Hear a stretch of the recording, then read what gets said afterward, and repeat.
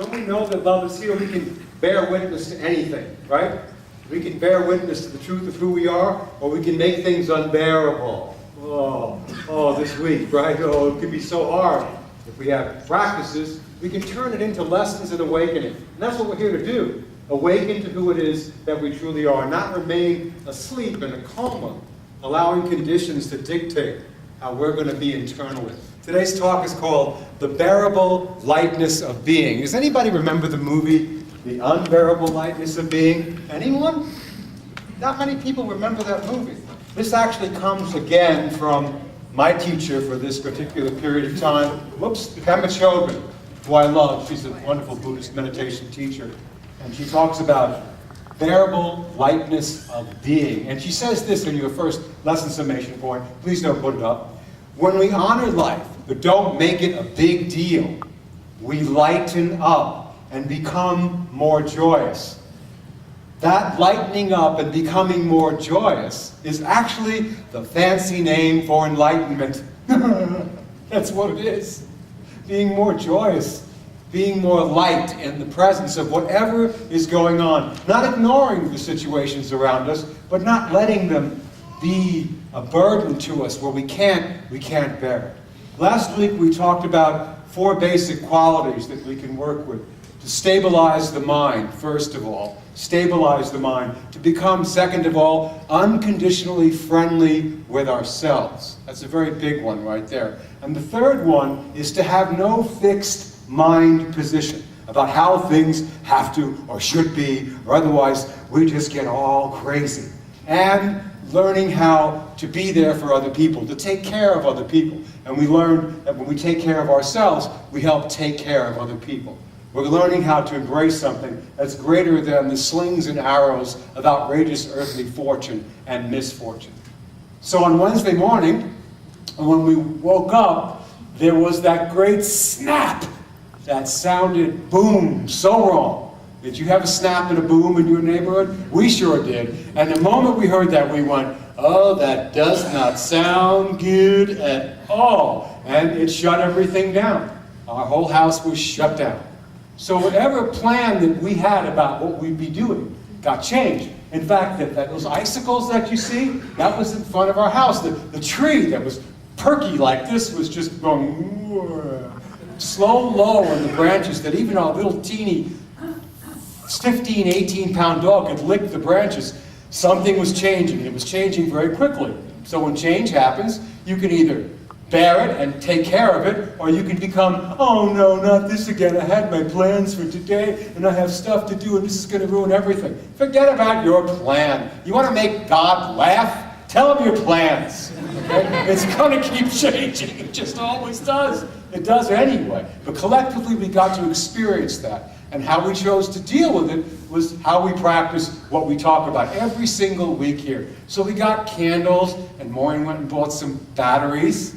And we began to look for the stove that we bought years ago that we never used. It never really did work, but we did put it together. And we were just going, well, our plans have been changed. Duh, welcome to life. And as the day wore on, and it got colder and colder, we realized that the lights probably were not going to come back on. So we began to find appropriate clothing to wear. At one point, I had on a pair of socks, sweatpants, pants, a t-shirt, a long sleeve shirt, a fleece sweater, and this huge jacket from my dad, from Alvin.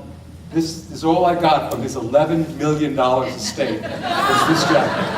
That's all I got. That was it. But you know, it really worked well. It's 50 years old. There are pictures of him when he's 30 in this jacket, and I got this jacket, and it really felt good. So I put on the jacket, because this is what is. And it's funny how you read a book and then you have the experience of it. I'm reading a book, just finished it up for the last 2 weeks, called Kablona, which means white man in Eskimo, or Haole if you're from Hawaii. And it's this Haole guy, this Kablona, who goes in 1935 and experiences Eskimo life. And I remember reading about being real cold and being in the igloo, and how one little candle, or seal oil candle lit, would help keep everybody warm. And I'm going, well, I'm getting to experience this right here and now. And as we noticed the lights weren't coming back on, we noticed something else. Other people in our neighborhoods, lights were coming back on. We were sitting there, you know, all bundled up and freezing like this, and going, oh look, the lights are on there, and Right next door to us. the lights are over there, and lights are over there. And we look out the front door, we walk down the street, and went, lights everywhere except for 5 houses, one of which is ours. At that point, you have a choice, grasshopper. Choose what you're going to do with this moment. So we went into the smallest room in the house, which was the little office. We brought in the table from the kitchen, and we put all our clothes on, and we sat there. This thing does not want to stay there. Go over there or over here. And we lit a couple of candles just to experiment with what I've learned in the book about life on the Alaskan Arctic tundra. And we sat there, and we really began to experience a kind of warmth. 3 candles and all of our clothing on, and we were very comfortable. And the room did get warmer. And we played cards, and we had a good time. And we did sketch drawings, and it was really kind of fun. Of course, there was a part of us was waiting for the lights to come back on, but they did not come back on, and we went to sleep that night dressed with a lot of clothes on. And when I woke up in the morning, I realized that the experience and the experiment with staying awake was not over yet, because there was smoke coming out of my mouth as I was breathing from the cold in the room. So it's like, well, what do you want to do with this? Use this as a lesson to experiment with awakening. Don't go to sleep. Don't make a big deal about this. I come from a family, I don't know about you, that made a big deal about everything. Everything was a big deal. My mother wrote her, God bless her, she had this book by her bedside. It said, it was a picture of a woman sitting underneath a tree with a picnic basket with a perfect day, and it said, 101 ways to spoil an otherwise perfect day. And that was my mother's mantra. Something's going to happen to spoil my day. It's called the Pessimist Bible. You know? And if something terrible can happen, it will happen. And when you look at life that way, that's a whole filter through which you see everything through a glass darkly. That's what my mother grew up with. That was her idea of heaven on earth. One more thing to go wrong. And what I notice about all of us as a culture is we are all very spoiled. We're used to things going in a certain way, and we don't like it being interrupted. And it seems like the more stuff we have, the more we get stuck in the linear mode of, it has to be this way, or I'm not going to be able to bear it, oh, it's so unbearable. So I decided while I was in my bed with the smoke coming out of my mouth, that I would experiment and experience a state of oneness even in the midst and in spite of whatever the rest of this day would bring to us. So we took our seats with our coats on and jackets in meditation and the candles burning, and I just could watch your breath really easy going in and going out, breathing in and breathing out. I watched my mind. Do you ever watch your mind? The thoughts that come into your mind? The feelings that you have? How come they got electricity and we don't have electricity? I bet the trucks are over by the rich people's neighborhood. They're not in my hood. You know, all the things the insane mind does. Why don't they fix my house? What's wrong with this? What's wrong with that? Yeah. Makes God want to throw up. You know, listening to you whine and complain. I got to watch that. Be present. And I noticed that there was something else that was there. This incredible lightness of being. And as I began to let go of my storyline and get into the glory line, the lightness of being came over me. And it was just like, it doesn't get any better than this. I'm going to use this, however long it lasts for, to practice staying awake. Sometimes I ask myself a question. Hey, Richard, how would you want to have gone through this situation, looking back on it in retrospect, once the ice melts? Because the ice is going to melt. Things are going to change. How would I have liked to see myself behave while I have an option to choose my attitude? How can I choose it differently right now in this moment? So we chose to see it as a gift rather than a curse. And so we changed our plans for our Thursday. We came to the church, just wondering if maybe the church had electricity. The church had electricity. So we brought hot chocolate and coffee for me. We had some coffee, hot chocolate. We put the heater on. We went out to have a really cheap breakfast over at the, what's it called? What's that? The Harp. And we came back and we plugged all our electrical things. And we have so much dependency upon electricity. because our computer had gone, our phones were all dead. We plugged them on and we sat there and we just, by the wonderful little thing, and the hair started to get a little dirty and was starting to smell a little bit. We looked kind of funny. And we put on the Mary Morrissey DVD for Prosperity Plus 2. And what do you think the lesson was on? You're here to learn this lesson. If you learn nothing else from the whole program is, don't let what's going on externally be the main determinant of how you will feel internally. Because you don't live your life from the outside in, you live it from the inside out. Most people wait for circumstances to finally change, and now I'm going to move my life in a new direction. The truth reminds us to be set free, you change your internal connection to something greater, and then appearances will either do what they don't do, but it won't matter because you will have a sense of being connected to something much greater than what's appearing in this moment. And when we heard that, we went, well, this must be our lesson, because here it is again. And then we got ready to greet the rest of the day. Well, whatever the rest of the day was going to mean for us, we were ready for it. And then the phone rang. Ding, ding, ding, ding. Our phone was back charged up again. And it was Duke of energy, Duke of energy, Duke. External source of power telling me, well, let's see how well you practice with this. Is this the people who live at 3912 Gillette Boulevard? This is Duke Energy calling. Sorry for the inconvenience. Your service will be turned on. And the computer went on and said, by Saturday at 12:45 p.m.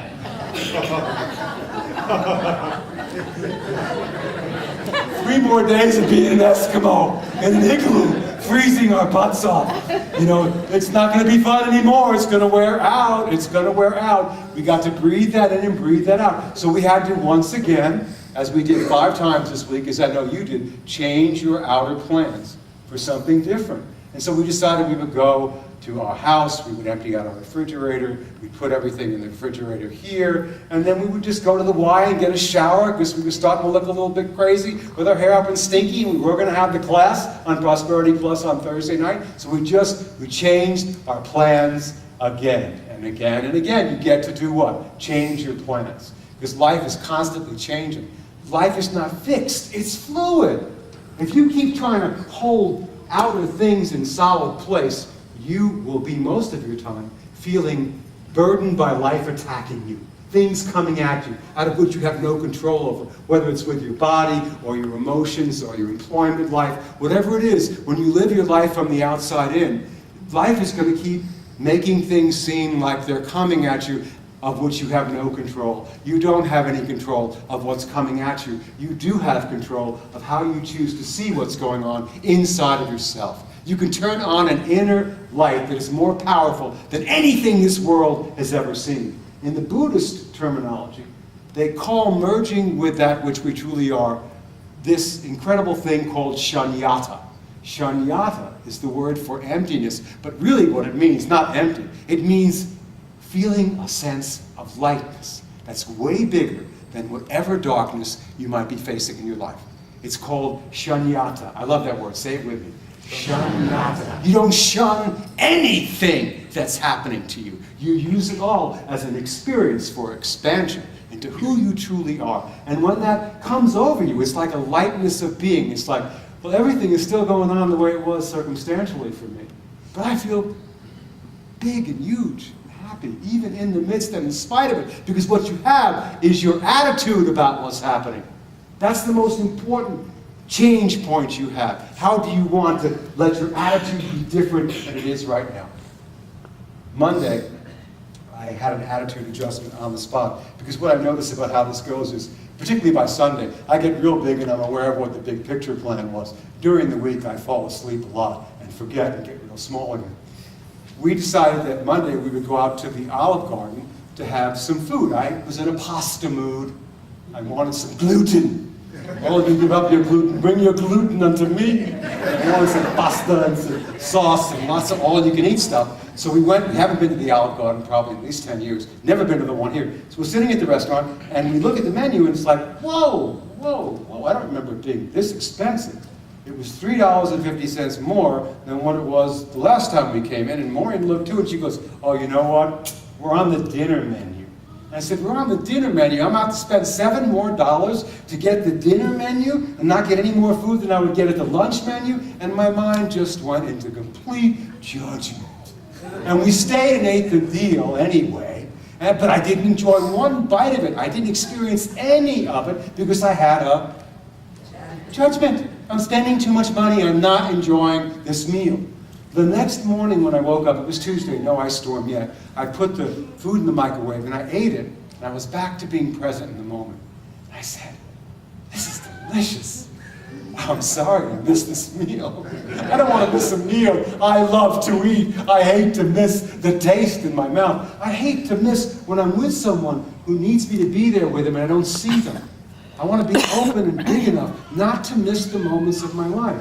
And then when I thought about, well, what is this really all about? That thing that was going on with me at that Olive Garden of Delight. You know, Olive Garden, you're always in the garden of delight and awakening, you're going to sleep and forgetting. And a lot of times we feel like life throws us out of the Olive Garden. It doesn't. God never threw anybody out of any garden. We walked out. We choose to do that. That's a choice. Any moment we want to enter back into that awareness, we can have it again.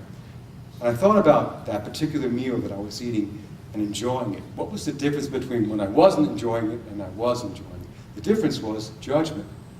And I realized that a couple of days before, I had had a heavy judgment about one of my children, about what they were not doing or doing that I either approved or disapproved of. At this point, it was disapproval of. And I judged and stuck. You know how when you judge and you go, I'm not going to let that one go, and you go, I'm not letting that one go, it holds on. Well, it clouded my whole meal. I wasn't able to be there with it because I was lost in judgment. Do you know most people don't have a practice that allows them to bring that kind of awareness into their moments? Do you know most people have no idea why things are happening to them, and we blame outer circumstances. Oh, it's just the world. Oh, it's just my stupid kids. They never do what I want. Oh, it's the government. Oh, it's Medicare. Oh, it's Social Security. Oh, it's my failing body. Oh, it's my emotional life. All of that's outer excuses. You can choose how you want to be internally at any one moment, and you will get help every step of the way if you choose, once again, to awaken to who you truly are. There was an article I was reading about this man who had just been with his very, very dear, closest friend of 40 years who had died. And they were spiritual buddies, and they'd been on a path for a real long time, meditated together, took all the classes, all the courses, every workshop they went to. And he had just left him. He died. He was in New York City. And he was walking along the streets feeling the heaviness and the unbearableness of having lost a really good friend. And as he was walking, he just tried to stay as mindful as he could. He began to notice that there were people coming down the street who were strangers, but there was something different about them. Their eyes, each one of their eyes, was the eyes of his friend. He saw them. And he saw his friend winking back at him, telling him that he was okay, that all is well and all will be well. He said he went into another dimension of being. He became enlightened in that moment. He became so huge and so large. And the voice said, where I am, you will be also. I'll see you soon. Thanks for all the wonderful moments together. And he said, wow. But as quickly as he had it, he lost it. You remember it and then you forget it again. You remember and you forget. You remember and you forget over and over again. Pema, in her article, she talks about how she loves to be with students when they say they're going to quit their practice. It's not working anymore. She loves to be with them when they say, I've hit a brick wall. Anybody know the brick wall? You ever feel like you've hit a brick wall? I actually feel like I have in my practice. Well, you hit a brick wall because everything keeps changing. It changes in your relationship with your children, it changes in your relationship to your career, it changes in your relationship to work, and it changes in your relationship to your spiritual practice. You have to keep going deeper. And Pema says to them, I've hit the wall too, and I'm glad you have. The journey now has just begun. I watch people come in when they first get this wonderful energy of unity. I see them. Their lights are glowing. They're in the big dimension of being. They're in the mind of the Christ, the Holy Buddha. I see them. They're open. They just feel so big. And then I watch them as the leaks go on, and some of their old patterning comes back, and they sort of walk in, and the light's not there. And then I can see them. Some of them leave at that point. They think, it doesn't work. I tried it for a while. I'm out of here. But if you stay, the brick wall's not a wall. It's a door that you pass through to a much deeper level of being. Come back again and challenge yourself. That's what the conditions are doing. Melt all those heavy icicles on your tentacle thought system. Let the branches fall. Some of them need to go. Melt into the awareness of who you are. It's an ever-evolving path. The spiritual path is not linear, my friends. It's circular, and it's spinning, and it's taking you with it to the glorious oneness of what you already are. Say amen to that. Yes, that's what we're here for. Over and over and over again, life will keep bringing us confirmation of that. It's up to you to decide how you want to enter into your life and what you want to do with it. It's really up to you. So Thursday, after we got the news that our lights maybe would never come back on, we had to deal with a new plan. So we said, okay, we're going to stay open to this, and we're going to do what we have to do. We're going to get the big freezer thing, empty out the fridge, the whole bit. And then all of a sudden, there was this magic knock on the door. And it was Peter Bevan.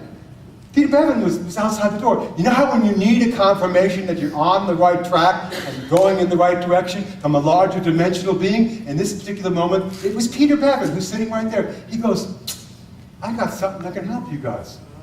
I've got a generator I am not using. It's a nice little 1,000-watt Honda generator. And I'm going to bring it over to your house. Look how little it is. It's a teeny generator. And it's going to run your refrigerator. Hum, hum, hum. And for some reason, it just made us feel so happy. It was like, hallelujah, the fridge will work. We'll still be freezing, but the food will be good.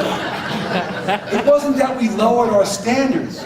It's that sometimes when things get taken away, you can appreciate what you do have even more. Because you have so much. You forget to appreciate it. So he came over. Isn't it cute? A little 1,000-watt. And he hooked it up and he said, I haven't run it in a while. And Maureen would not let me start it up in the sanctuary. But he pulled it 3 times and it was going hum. You could hear it humming. It was like something outside of our thought system had come to remind us, I've got you covered. I am with you always. I'll help you in every step of the way. You don't need to have it be perfect. Know that I'm with you. I'll give you what you need when you need it. And so we went to take a nap, because we were going to go to the Y to take a shower before we came to class with our hair sticking straight out and stinking kind of bad. And we lie down there. For some reason, we were all dressed up like Eskimos with candles burning and like this. And the hum of the knowingness that we were in the right moment, doing the right thing at the right time, was like this sweet choir of angels singing to us. Oh. And then all of a sudden, we went, geez, it's getting kind of warm in here.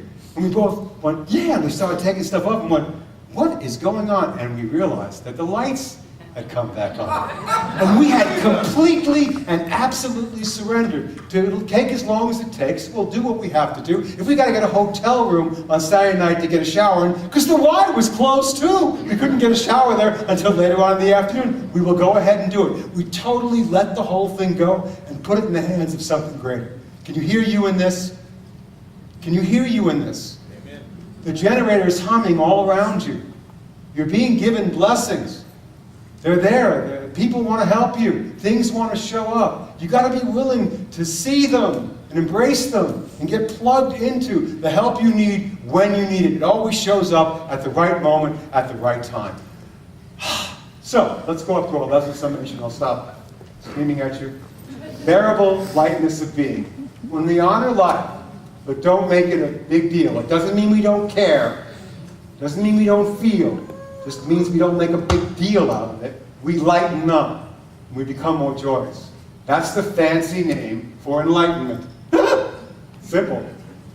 Enlightenment is nothing more or nothing less than perceiving reality with an open, unstuck mind, shunyata, even in the most difficult of circumstances. If you look at all the great teachers, they had difficult circumstances that they dealt with every day like you and I do. But they stayed bigger than the condition. They didn't live conditional lives. So this week, let's begin to see life from the point of view that life is not trying to attack us or get us, but offering us moments to expand and awaken to the joy that we truly are. And when we let all of our frozen positions melt away, we can then take the generator that we've been given And we can bring it to our neighbor's house and say, here, use some of my awakening to help you awaken to who you are as well. And that's how we help each other out.